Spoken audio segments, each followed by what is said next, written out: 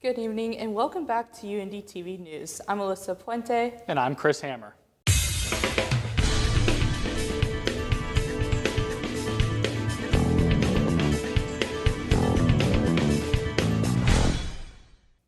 We start tonight with breaking news. 2 people were killed and another injured this morning in a shooting at an ICE facility in Dallas, Texas. Homeland Security Secretary Kristi Noem confirmed there are multiple fatalities, including the shooter, who deceased via self-inflicted gunshot wound. Details are still emerging.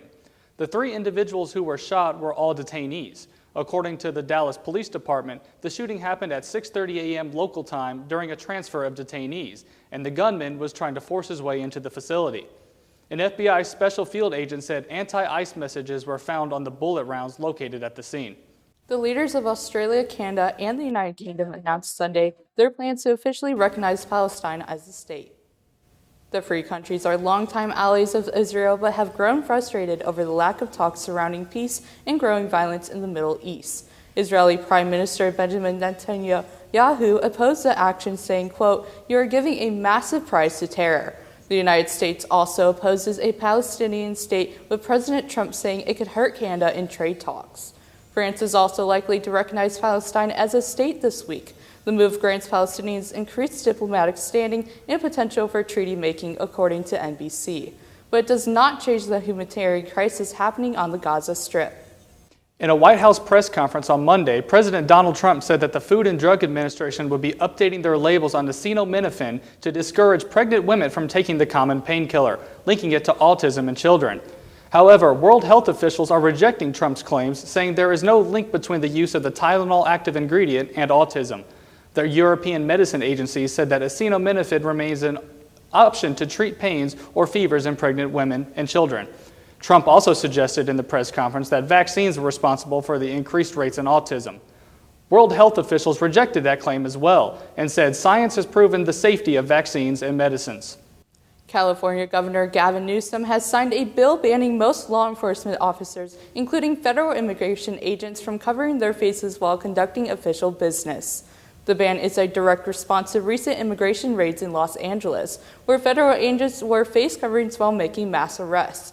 But it's unclear how or whether the state can enforce the ban on federal agents. Acting U.S. Attorney for Southern California Bill Esseley took to X to write the state does not have jurisdiction over the federal government. Yet told agencies the mask ban has no effect on their operations. A new annual fee for H-1B visas went into effect on Sunday, increasing the price from $215 to $100,000. H-1B visas require a bachelor's degree and are for technical position companies. Commerce Secretary Howard Lutnick said that the signing, quote, "The company needs to decide, is the person valuable enough to have $100,000 a year paid to the federal government, or should they go home and hire an American?" Trump also announced that $1 million gold card and $5 million platinum cards as visa alternatives. The platinum card will allow foreigners to stay up to 270 days in the U.S. without taxes on income. Critics of the visa celebrate the policy change, calling it the next best thing to removing the visas. The U.S. Chamber of Commerce stated that they are, quote, "working with the administration and our members to understand the full implications and the best path forward." On Sunday, tens of thousands of supporters gathered at State Farm Arena in Arizona for late conservative activist Charlie Kirk's memorial service. Speakers included Kirk's widow Erica, President Donald Trump, Vice President J.D. Vance, and other administration members. Many invoked the notion of a spiritual revival. Trump said that blamed, quote, "the radical left for the shooting of Kirk," and said that it was a broader attack on conservative values. He said, quote, "the gun was pointed at him, but the bullet was aimed at all of us." Erica Kirk says she has found consultation in her Christian faith. Her eulogy also touched on her husband's belief in both his faith and politics. At the end of her speech, she forgave the alleged shooter. United States singer David Anthony Burke has canceled the remainder of his U.S. and Europe tour amid the growing investigation of a decomposing body found in a car. 15-year-old Celeste Rivas was reported missing last year and found wrapped in plastic and decomposing in the trunk of a Tesla in the singer's name. She was reported last seen a year ago at 13 years old. She was found on September 8th, a day after her birthday. Police have established several connections between David and Rivas, including similar tattoos, songs mentioning Rivas by name, and photos depicting the two together. Residents of Riva's hometown gathered for a remembrance vigil on Sunday evening, calling for justice for the teen. The cause and time of Riva's death have not been reported. David is reportedly working with the police at this time. A shooting at a country club has left one person dead and 2 others injured.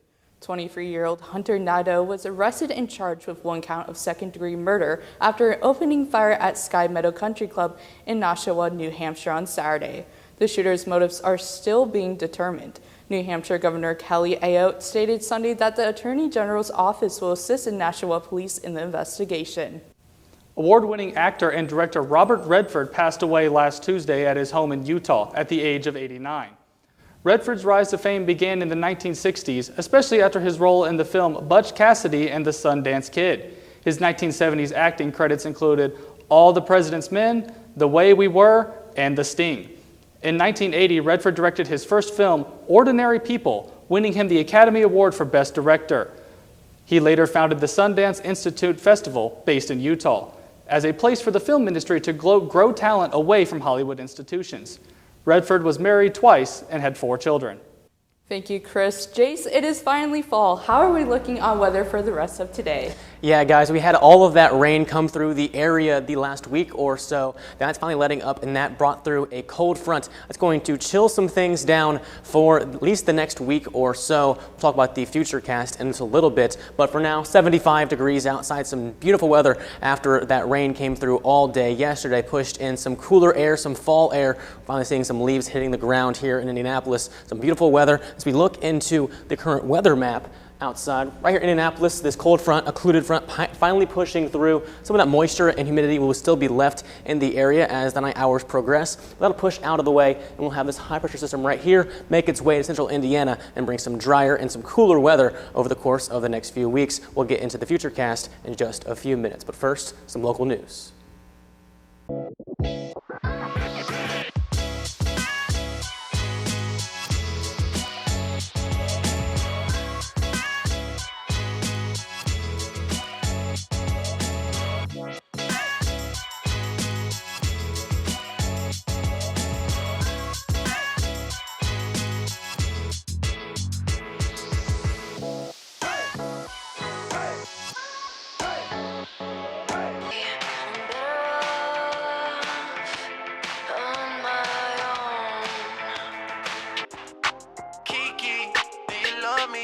Are you riding? Say you never ever leave from beside me.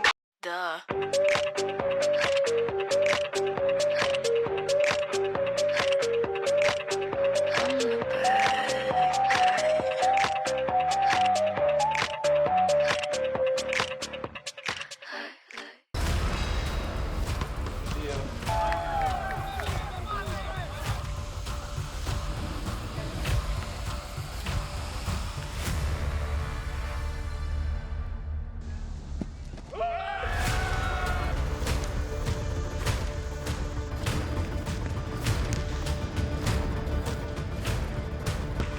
We'll leave it to our actual athletes. Watch UINDY TV's live sports broadcast on GLVCSN and YouTube. Are you feeling alone in your faith? UINDY Catholic gives you an opportunity to get involved in a religious community on campus, providing sacramental needs and fellowship for prospective students and giving you a sense of belonging. We just want you guys to know that God loves you, He delights in you, and He's in awe of you. And we would love to meet you. So you should come on out. UINDY Catholic, a community for you. For children who may have high-functioning autism, may have ADHD, processing challenges, working memory issues, sensory integration issues, those types of challenges. It's a place where human beings are valued, children are respected. It's a progressive school that takes a hands-on approach to education. 11 people were injured and 2 people lost their lives over the weekend to gun violence in Indianapolis.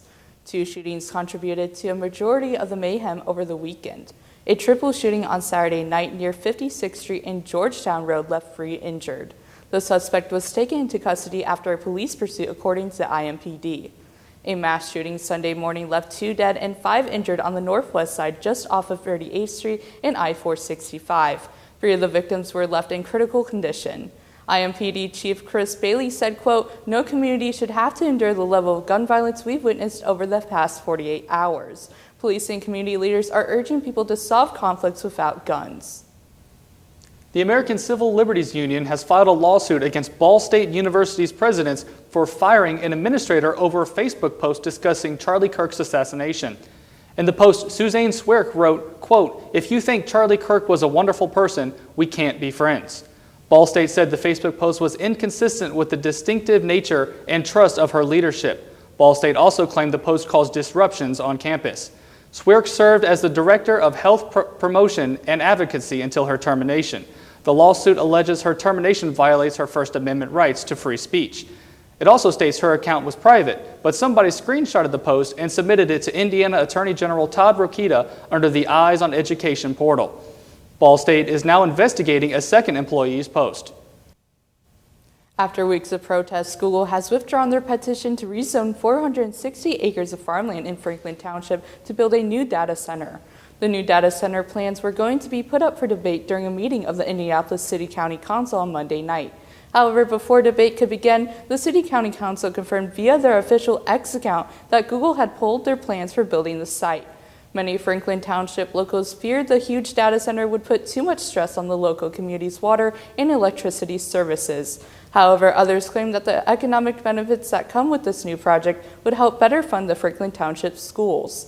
The City County Council has indicated that another hearing could happen on October 6th if Google does not submit an official withdrawal of their plans to the Metropolitan Development Commission. Former Transportation Secretary and Mayor of South Bend, Pete Buttigieg, was back in Indiana this past Thursday. Buttigieg joined Democrats at the State House to attend a protest against congressional redistricting, claiming that the decision would give Republican candidates an unfair advantage in an already Republican majority state.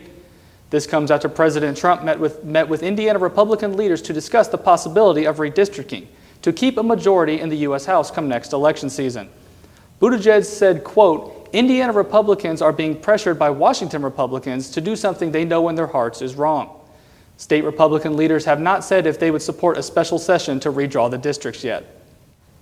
Hamilton County officials are pausing plans for a domestic violence shelter due to the financial impact of Indiana Senate Bill 1. County Commissioner Mark Airbrandt said that it was a very difficult decision and the new law has created enormous financial constraints.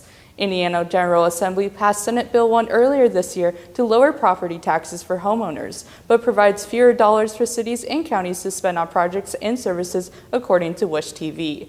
The project has been paused indefinitely, but is set to stay at the forefront of strategic priorities. More in Hamilton County. Rather than visiting any voting center, Hamilton County voters will continue casting ballots at assigned locations next year. This comes after a proposal to move the county-wide voting centers failed by a single vote. According to officials, switching to county voting centers was expected to provide more flexibility to voters and money on election expenses. The county election board was split 2-1. Republican Ray Alder said that he wanted to see how Allen County's new system plays out before making the switch. The decision means officials have to secure polling places for 235 locations ahead of the primary and general elections. Indiana drivers are seeing some relief at the gas pump. Gas prices have fallen 10.8 cents over the past week. According to Gas Buddy, the state averages $3.03 a gallon as of Monday. That's 14 cents cheaper than just a year ago, but still 11 cents higher than last month. Prices across Indiana range from $2.64 to $3.89 on Sunday. The national average went up slightly to $3.14 a gallon. The IMSA WeatherTech Sports Car Championship was in town at the Indianapolis Motor Speedway this weekend for the tire rack battle on the bricks. A total of 53 cars competed in a 6-hour race on Sunday across 4 different classifications of cars. It was on the Speedway's infield road course. The number 3 Inception Racing Ferrari took home the win in the GTD class.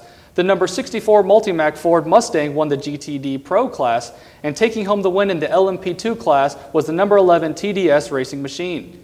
Cadillac won their first IMSA race overall since 2023. The number 31 Whelen Cadillac took home the win in not only the GTP class, but the overall win in the race. In second place was the number 10 Cadillac, giving Cadillac a 1-2 finish at the Brickyard. The race distance will be shortened from 6 hours to 2 hours and 40 minutes when IMSA returns to the Speedway next September. Thank you, Chris. Jace, I've got some big plans this rest of the week. What's the forecast looking like? Well, if your plans are to be outside, they should be good for most of the entirety of the weekend. As we head into tomorrow, 75 degrees will be the high, so much nicer weather than we have seen. There will be a slight chance of rain in the afternoon hours due to some of that differential heating that can be caused due to the ground being warmer than the actual atmosphere, but that shouldn't cause too many problems over the course of the afternoon. Same problem on Friday, a little bit warmer, and as this high-pressure system makes its way fully into Indiana, it will make things more dry, make things more warm. As we get into Sunday, a high of 83 degrees, things will get back up to some of that summer weather as we head into next week again. So be prepared for some warmer weather again and put those jackets away once more, as the fall weather not officially here yet, but it's trying to make its way into Indianapolis. But how about the Colts? How about the Fever? Indiana sports having a great time right now. Nate Long will tell you all about that when we come back.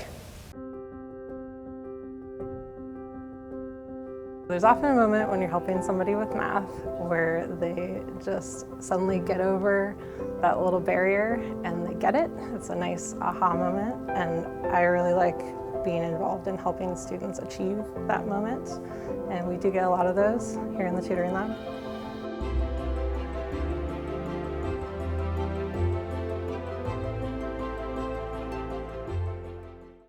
So the overall mission here at Flanner House Indy is to help with the development and growth, the self-efficiency and self-sufficiency of the near northwest side of Indianapolis. When the Double Eights closed in the area, that left the near northwest side a food desert. So Brandon Cosby, the executive director of Flanner House, started with the Flanner House Farms, where they grow fresh produce organically for the neighborhood around. And then later on down the line, Cleo's came about. So we're here to help with the sustainability of getting fresh food at cheap prices to the locals around. Black owned, black ran. That's the gist of Cleo's for the most part.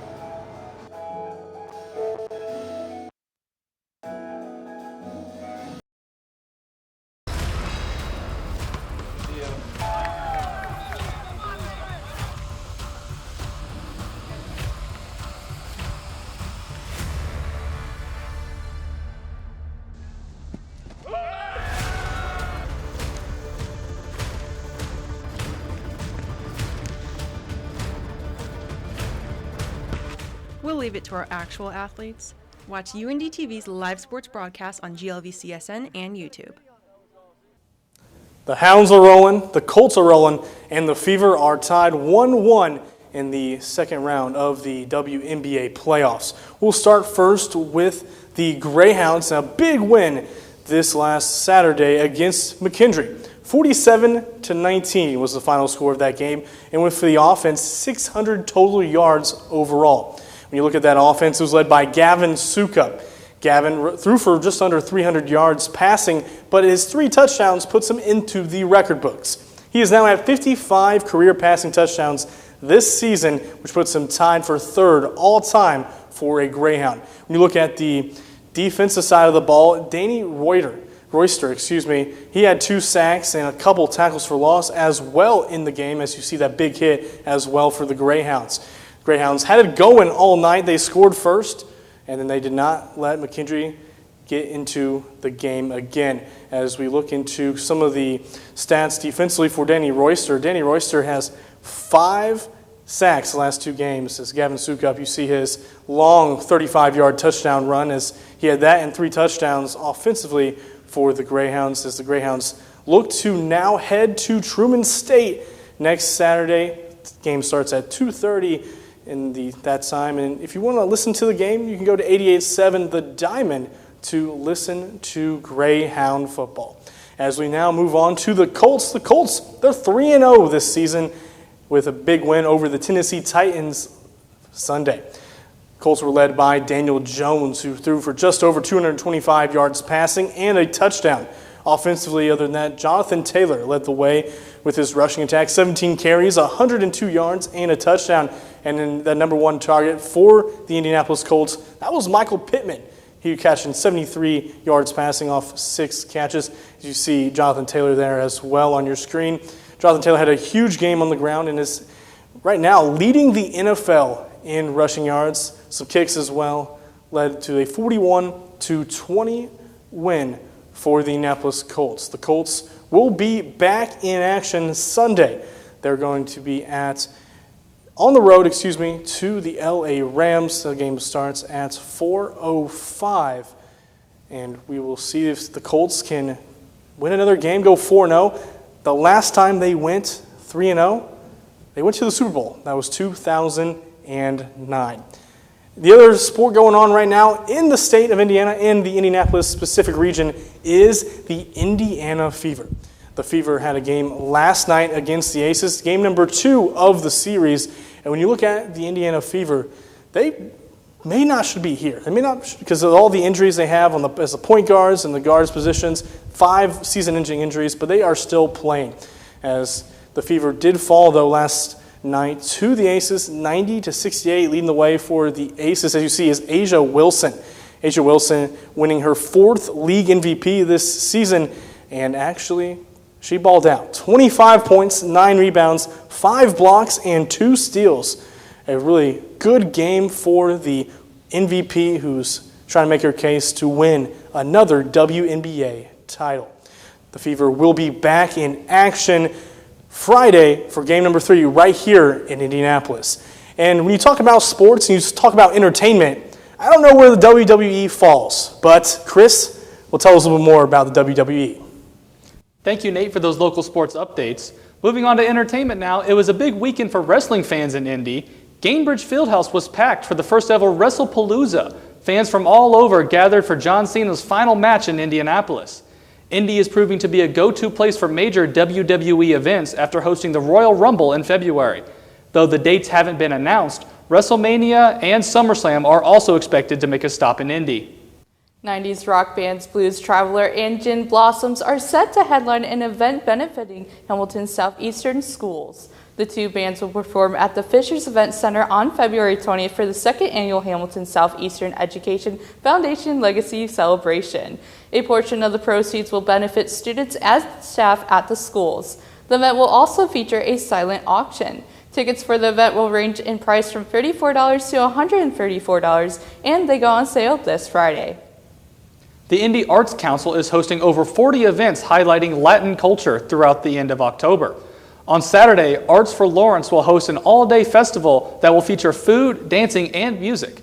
The Children's Museum will be offering free entry with registration on Sunday for special activities and music. And the Indianapolis Arts Garden has a free exhibit open to the public. Even more events are planned for throughout the city the month to allow people to learn about Latin American culture throughout food, art, and performance. Garfield Park is hosting an art and musical festival this Saturday. Attendees will be able to buy items from over 50 local artists and food vendors. IU Health will also be providing a kids area with games, arts, and crafts. Dogs on leashes are welcome. This event is free to all and will run from 4 to 9 p.m. So, it sounds like it's going to be a great weekend in Indianapolis. A lot of events going on, great weather. What are you looking forward to this weekend? I'm looking forward for what's going on at Garfield Park. I mean, I've been there for I think it was a farmer's market one day. Super fun. They always have fun stuff, great local food vendors as well. I think I picked up some fresh strawberries last time. So I might be over there. What about you? That's awesome. I'm looking forward to this Sunday. Colts 3-0. Going to go over to some friend's house. Going to tailgate for the games. It's going to be nice. So we might go outside. We might grill out. It's going to be a great time. Looking forward to it, definitely.